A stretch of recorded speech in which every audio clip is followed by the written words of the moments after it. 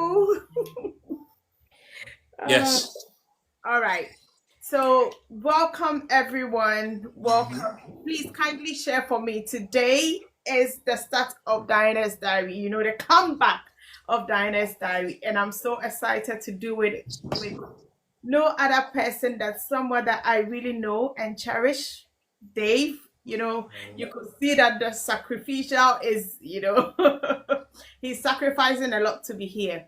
So, yes, welcome once again, everyone. I'm Thank you, so thank you, excited thank you. to be back. And Dave, thank you so much. Thank you so much. Please kindly share, kindly share. I don't want anybody to miss this section. Okay. I want people to come and be a blessing as always. And this gentleman here got a lot to share. He's very young, but he's got a lot to share Oh, too. yes. So yes, please call a friend to call a friend of introduction about self. Okay, let Sure. me just do what I know about you. So David is someone that I happen to know in our area. So we just moved here quite recently, not too long. And I thought I was the only African. And I'm like, yeah, right. All white Yeah. is a nice neighborhood. And I was praying that at least I'll find somebody that is of my color. A friend of mine said, "Oh, I did went to uni with this gentleman. He's also Nigerian. He stays close by." And that's how I got to know David. And getting to know David has been a blessing. And quite recently, just to cut it short before he introduced himself, we were talking about he visited me, and I didn't, want to come back on Diana's Diaries. You guys, the video is there. I did it yesterday with my sister-in-law, and I had to come back because she was like, "This conversation you're having with David, you guys, is really inspiring." And sometimes you don't want to trouble people so much, but Diana's Diary is all about impartation and helping people succeed. I know David got so much to give, and at the moment he is a pastor. He's grooming so many people. The youth, that's what he is passionate about, helping the youth. And he's a youth pastor, he's a general pastor, and he is an engineer. And now he's doing his own business. And that is the reason why we're here. David, most of the time, will call my husband and they want to partner, do so many things.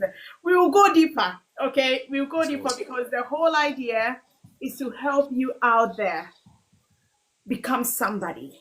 Okay. We know we are not there, but the little that we have, experiences build so many people.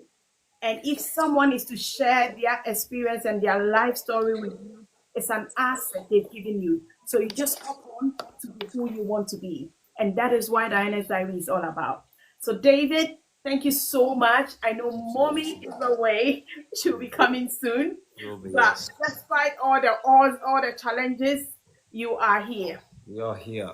And I'm so grateful for that. Absolute So just blessings. tell us a bit about yourself. Yes. No, thank you so much. And a round of applause. This is an amazing platform. God bless you. You mentioned something when I last came over to yours. You said, it's a platform to change lives. And someone said something in the last couple of years that I've been in business, and they said the sacrifice of success is embarrassment. And I find that quite powerful. You said to me, I'm not doing this because I'm trying to brag. I'm not doing this because I'm trying to show that I'm there yet. I'm doing this to put myself on the floor so somebody can have a step over. And I just found that was so powerful. And to me, like you've said it a while ago, David, come on down as a diary. I just guess God made it this time. What you said moved me as well. So, I'm really, really pleased to be here. So another clap, another round of applause. If you're in the chat, round of applause. Diana's Diary will go to immense heights in Jesus' name. Amen. Amen. So my Amen. background, quick introduction. My name is David Aregbeshola. My friends call me Aregs. Nigerian descent, born and raised in South London, actually. And then almost 15 years ago, I decided to move up to the Midlands, and I've never gone back ever since. I have a booming young family, a family of 5, so 3 elder ones and 2 young babies, 2 twins. Well, thank you. Thank you. And it means that we don't sleep that much. No, it's fine. We are getting to that point now. We're starting to sleep a little bit better. My background, as Diana mentioned, is engineering, specifically civil engineering. I went on to do my master's in advanced water management. So my background has been in specifically water and energy tech. It's a really niche place to be in. It's a space that everybody contributes to and experiences, but they don't know how it works. So water tech is in essence looking at your assets, so asset optimization. Every house has water coming in, every house has effluent coming out. We optimize and we track all of that data and help your portfolio, your asset management for different water companies in the UK and in Europe. Now, the big question is that in all of my introduction, Diana said, actually, I've started my own business. And so, yeah, I have 3 businesses that I've started. One of them is in the water space still because water is my background. One of them is with young people because that's a part of my life and ministry that I can never take for granted, my calling. And one of them is supporting people from different backgrounds that come into the UK that maybe feel displaced when they're in the corporate world, to help support them, to help encourage them, to help give them a voice. For anyone that's coming from a different type of ethnic background. But we'll go into more detail. I just wanted to share my backstory and where I am today. Go for it. There you go. So I guess really the first one is, bless you, darling, is my career in corporate. Why did I leave the corporate space is a big one. So I founded a company called Future Proof Plus, and that's a bridge for young people to get into the space of work. So it's a launch pad for students, people in higher education, we call it HE, to get into a space of work. Now, there's 3 tiers of education that everybody goes through naturally. That's primary school, secondary school, and some form of college. By the grace of God, I'm now the governor of one of the primary schools in Northampton, which is amazing.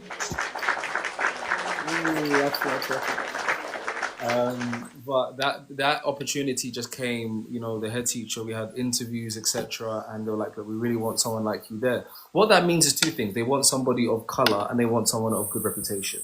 And this is why we pray that, as you guys know, I'm a Christian, that when we talk about governance, we talk about being in strategic positions. And I felt that my purpose was to help bridge and help shape the education sector. And that's why I shifted. That is the reason why I shifted from being a vice president of sales for a tech company. You want another one? This one? And I shifted into more of an educational reforming piece. Because education is for everyone, skills are for everyone. But I'm finding more and more that not everybody has the same level of access. So I have been in the water tech space for the last 10 years. And I said to myself this time last year that I don't know if I'm going to stay in a corporate role. The tipping point, though, I will say, as Diana knows, because she's got amazing, beautiful children, is when you have that many children, the balance is insane. And whether it is, as you know, we sacrifice our bodies, someone does daytime, someone does nighttime shift. I was fortunate because I work from home predominantly. My wife is a counselor, so she was still going out. But I just looked at it and I said, if I really want to give the best to my children, I need to set something up for myself. I need the freedom. And the biggest expense that I had at that time was time. I think one of the biggest things that we trade in this country is time. And there's freedom of mind, there's freedom of time, and there's freedom of money. And that's really wealth. For me, wealth was having my own time, having my own money, and having my own peace of mind. Somebody is calling me, they'll call me and say, David, I need you in Leeds tomorrow. And it's 5 p.m. And I'm looking at my wife like, wow, I have to leave at 5 a.m. the next morning. And so, these are the struggles that we have. People talk about corporate in a glamorous way. Yes, it was great. Yes, 6 figures is lovely to be on. But it's like you're a slave to the system, to be honest. And that's where I felt, whether it is you go into property, whether it is you own your own business, it's best to establish yourself. And young people, my mission for young people is to let them know that even when you go to university, you don't have to be an employee. You can be an employer or you could be an entrepreneur. There's not only one way of becoming somebody in this country. There's so many ways. They don't talk about IR35. They don't talk about freelancing. They don't talk about all the ways that you can make money. So long as you have the skill today, you can make money, you can enjoy yourself, and you don't have to be trapped in that whole 9 to 5 rat run. Wow.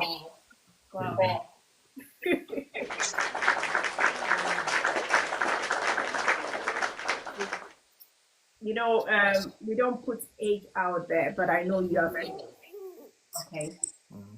You are doing so well for yourself, an engineer with 5 kids, married, now you have your own business, Yeah. left this 9 to 5 job, and I see you breaking boundaries. Oh, thank That God. is, that is that is how I see you because you are very determined. You are very determined, and that's why I needed you on that inspiry because yeah. Before I start boring people, I want you to start with me here.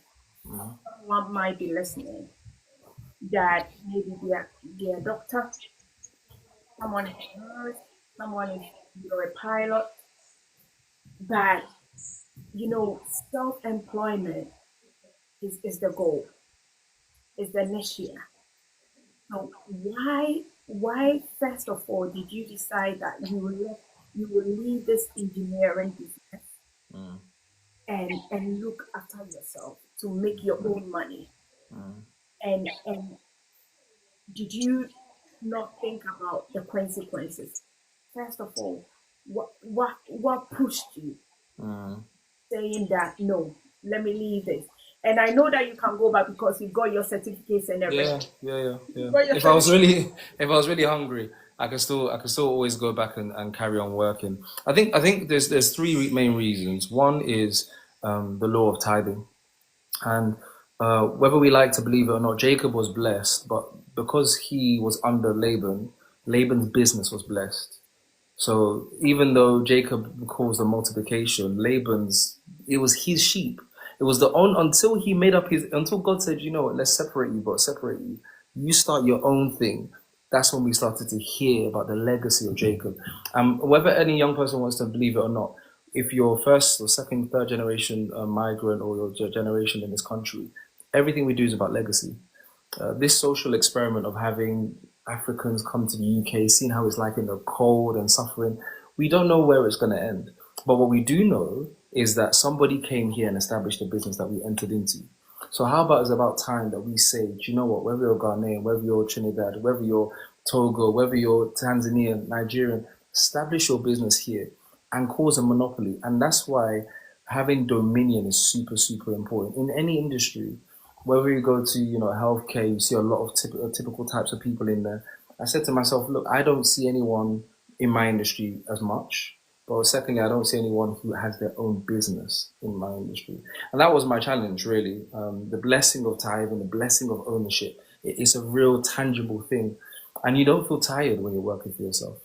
Every time you push yourself to the next limit, to the next level, you feel like you're doing something that's going to empower somebody down the line, that's going to encourage someone else. It's going to it feels like a blessing. It doesn't feel like work. So that's the first one. I guess the second reason, really, as you rightly said, is I always have the burden of purpose just in my mind. So I always feel like, Lord, if you're putting me on this earth, I don't want to go without achieving purpose. I don't want to go. And to be candid, my dad passed away a year ago yesterday. And that was a real tipping moment for me. As I said, you see somebody you love that works hard, you came to the country, and then you see them get buried down into the cold ground. And then at that moment I said, I can't let all of this work go to vain. So yes, he'll be so proud that I've got five, the biggest out of my siblings. I'm a twin myself as well. But I said to myself, I remember some of the love conversations we had. And, we'd always talk about work, and he had a big business as well in London and property. But he tried his best to establish something, to leave a legacy. And that's something that I said, I've been fortunate, as we all are. When your parents come, they say, go to university, we studied something. But smart people don't always end up being business owners. Smart people don't always end up being wealthy. They usually are people that someone like myself I will employ. So I will employ someone who is amazing in technology, a great cybersecurity person, but I'm employing them. However, I own it. It's my business. And so for me, I was like, it doesn't matter how literate and how educational and driven you are. If you own it, then you have control. And that means you're no longer a borrower. You're somebody who owns it. So that was the second one. That was a real pivotal one. And the last one, which the obvious one, is when my family grew. So when we had the twins, oh my gosh, it was such an amazing and nostalgic experience. But I'll tell you something, Diana. My founder at the time didn't ask me how my twins were doing once. The person I was working for, he didn't ask, you know, how are your twins doing, and you know, why have you sent a picture on the chat? Nothing of no camaraderie, no celebration. And after a while, it was eating at me that how can I be working and giving my youth, all of my energy to this particular company, in essence, to these people, and they don't care. If I dropped tomorrow, I crashed, there'll be no, oh, I'm so sorry to hear. In fact, I don't even know if they'll send a card back home. I remember when my dad passed at the time, in his locker, he had stuff in his locker. Till today, we don't know what's there. They probably just scrapped it, distributed it, and it makes you think. If you can set something up on your own, if you can establish yourself, a lot of these problems disappear. Now, don't get me wrong, there is the safety net of finances. That is true. So, so long as you can get someone that's reputable. I'll go into the details of my other businesses just so everyone can understand how someone can leave something in six figures and how you can actually establish. I have three businesses because I won't have that much money. One of them is in AI. One of them is in AI, what we call augmentation. So I'll start with that one. That one is more of a HR business, so it empowers people in HR, empowers people to become resilient, empowers people to not burn out. So if you're a founder in SaaS, which is software as a service or software as a solution, it's a place that people are getting a big return on investment, 8 times multiplier on business. So you design something, a really clever idea, you get someone to develop it. They could be in Ukraine typically or in Japan, really, really cheap labor for anyone who's thinking about getting development. Really cheap labor, really easy to get people there. You can get a team of 3 or 4. Maybe you pay them total, let's say 20K, 25K a year, by the way. That's very cheap. They develop this app for you, and you in essence take it to market. You get what we call series funding. Series funding happens in 6 stages. You have Series A, Series B, Series C. It goes all the way down. Every stage is a seed fund. So they put more money into your business, and you take that business and then you hire people. You sell it, you market yourself. Every time you hit a certain level of revenue, not income, revenue, as in pure profit, you go to the next stage of investment, Series B, and that's how it keeps going. And so AI right now, everyone knows AI is booming, but how many of us see black people in tech that are doing something with AI? And so this is a platform that will hopefully support people who are deciding to bring people on. It changes the way we look at recruitment. It changes the way we look at CVs. It has a matrix, almost. I'm hesitant to use the word web, but it is almost like a web of your personality, and it helps people who are professionally trained in HR to match your skills. So it takes away the bias of. There was an article of a black lady who used her same skills but put a white lady's face on it, and they took on the white version of herself and not the black version of herself. So it helps with assimilation. But secondly, there's only 3 things. Secondly, it helps with the times that you're struggling to connect to people. So this matrix will show who you connect with strongly, who you lean on naturally, who's an encourager in the company. It'll give you all the signs and it'll map it out really clearly. And that will help. So if someone goes, you know, actually, I see the struggle, I see what they're pairing, I see what the problem is. Instead of them kicking us out straight away, there is data supporting our natural, because they don't, EDI, diversity and equality and inclusion is just on the form. Oh, we want everyone who's inclusive and diverse. What happens after they've hired you? That's where this platform comes in. How does that data transform the company? How does me being Jamaican, Nigerian, Ghanaian look different to someone who is naturally British, who doesn't have to prove themselves? Who doesn't have to have the energy just to keep their voice high so you can hear them clearly because they have an accent. All of these things, this data supports that. And then lastly, we love, from a human resource point, what we call human capital. Every business that gets sold isn't just about the technology, it's about the human beings that understand that tech. So we, in essence, help businesses quantify what human capital really means. Why is it important to keep Diana in that job? Why is it important for her to carry on when we buy the company? So it helps with mergers and acquisitions. So that's the first one. Do you have any questions before I go to the rest of the 2? Anybody?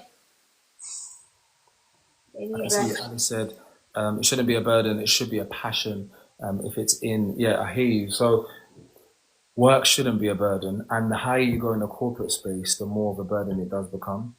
They almost Yeah. expect because they pay you a high salary that you should give up everything. And maybe because we're believers, like myself and Diana specifically, but if you are a believer in a chat as well, you realize that money isn't everything. And the moment that you start to feel that, they're trying to make it a lord over you, you've got to be careful because you can't serve God and serve mammon. So for me, it's not a burden and it can't be my only priority. Yeah. Yeah. Yeah. I like the word that you just used. Everybody loves money, but how you make it, David, is very, very important. I always say there are three things, that attract me to someone. Three things. And money is not part of it. I get attracted to people, first of all, who love God. And just not, loving God that you can't even Dave, I'll come and share my burden with you and you just tell me that, oh, I'm sorry, I can't help you. You need to live a Christ like life. Because nowadays so many people are just saying, I'm a Christian, I'm a lover of God, and your life is not even showing it. But Dave, if you tell me you're a Christian, I do believe you. And I want to have that kind of friendship and acquaintance with you. Because I know if I can't judge, you are not perfect, but I can see Christ in you. So I get attracted to you. So how you make money is very, very important. So these are some of the three things, and I get attracted to people who really want to make impact, who want people to do well, and that is me. I want to see people do well, and I see that you are here because you want people to do well. Because trust me, your wife was away, you meant to come here, and this big sacrifice, I don't take it for granted. This makes me know that you have that Christ in you, and you really want to make somebody do well. That's why you are here. You want to share your experience. Not everybody wants to tell their story to so many people, but to be able to share that is like you are giving back to the world. And a giver is not always in terms of monetary terms. A giver is what we are doing. You are not being paid. You are not getting anything out for me. I'm sitting here, I'm not getting paid. But I want somebody out there to be blessed by your story because I know you are here to pour out a lot. Okay. And that is someone I get attracted to.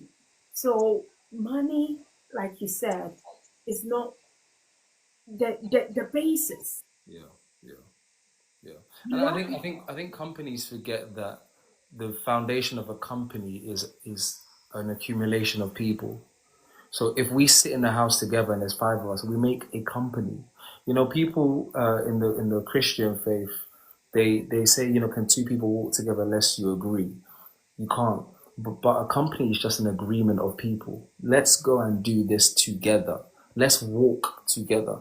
And even in historic times, you can always see that people who really do well, they do well with people that they get on with, people that they like, people that have share the same principle. Whether it's that you love God, whether it's that you love money, you have to be the same. And I think it's getting to a point in society that we can't keep begging someone to pay our salary anymore. It's getting to a point where we have to start saying, can we not do this ourselves? Can we not come together and go, you know this really well. You know this very, very well. Can we come together and just make something happen and build a company between us? And the day that people wake up and see that this system work. that we're in, yeah, that work is the biggest tax of your life. And this work you are talking about, I've seen you, my husband sometimes he's I'm not shy to bring it here because I've seen messages upon messages that you even brought someone, the three of you, you wanted to go into building because you know the knowledge that you can bring on board and the knowledge that you can also bring. And he's like, David is suggesting this and like, mind blowing ideas. And You and have to. it's You have always to. about the team, like the people that you can put yourself together. And Africans, we are always scared. And I think, it's a shame, really. No more small light. We Yeah, want that. yeah, I totally agree. I think um, Caucasians do one thing very, very well. They are quite private, but they understand when somebody has a spark.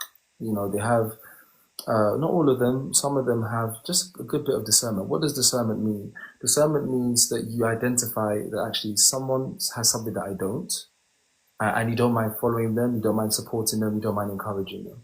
It's important to note that, and don't get me wrong, it's still within Africans and Black people as well, but we're changing the narrative by the grace of God. I think the reason why I say that is, if you look at times past, they left their cold country, they came to our countries, and they said, "You guys have something that we don't have," but we didn't know what we have, and so we were like, "Yeah, yeah, you can trade." And I think one of the basics of or the basis of how we can move out of where we are now is just better discernment, and being open to trade. Trade could be something like, I'm going to give you my time. Somebody you never thought, because the Bible says there's deposits of treasures in vessels, in people, vessels. So something that you think I might not have, if you speak to me, give me your time, I have it, and I've given it to you freely. Sometimes it's trading information. Oh, Diana, Gideon, her husband will be like, "Oh, David, do you know what's going?" We literally go, "Do you know what's going on here? I got this," and I was like, "Oh no, it's fine." It's just trading, quick message, and you have peace of mind. There's so many things you can trade. It could be finances, it could be spaces to open its businesses. But I think that is the fundamentals of what we need to do as a community. Have better discernment. Yes, there's going to be some people that will burn you, but if everybody that you look at, because of one experience of being burned, I've set up businesses before. One in particular, yes, we were burned, but it doesn't matter. You have Stop What you. because of that one? Should we stop doing, and we should just say no? We still keep going. You still trade a bit of information. Give somebody your time. Give somebody your smile. Give somebody your heart. Sometimes it will go sour. Doesn't mean you should stop. And there's two traits of people that I really, really, really admire. One of those traits in particular is a trait called being relentless. You just keep, like, and I'm sure you see it in me, you just keep going. You keep going, no matter what, you keep going. Whether it's in the corporate space, whether it's in your business, there's no idea that's too small. Somebody came to me and said, "Oh, in Northampton, do you know this is where we are? Actually, there's a particular type of shop that I want to open up. It's a very small, basic idea. Maybe let's say you want to sell Maggie Cube, but they want to sell it so well. They're just passionate about it. Fine, go for it. Being relentless is super important. The second one is being understanding, not knowledgeable, being understanding. Anybody that wants to sell something needs to understand what the person's wanting in the first place. And in all of my business ventures, one thing I found is you have to be a good listener. You have to understand. And I don't know about sometimes our people, but understanding can be a problem.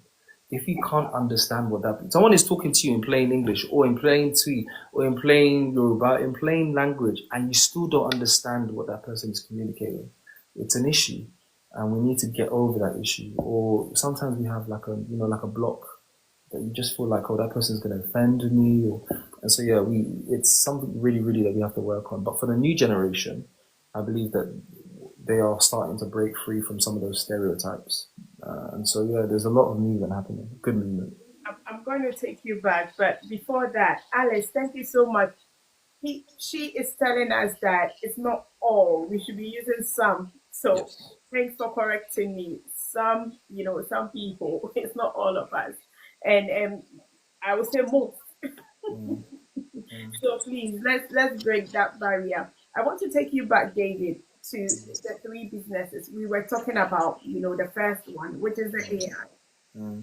Can you share with us the two other one, please? Yeah, sure. So the second one, I think, is the more student-led one. That's called Future Proof Plus. Future Proof Plus is a avenue where young people can get into the professional world quicker.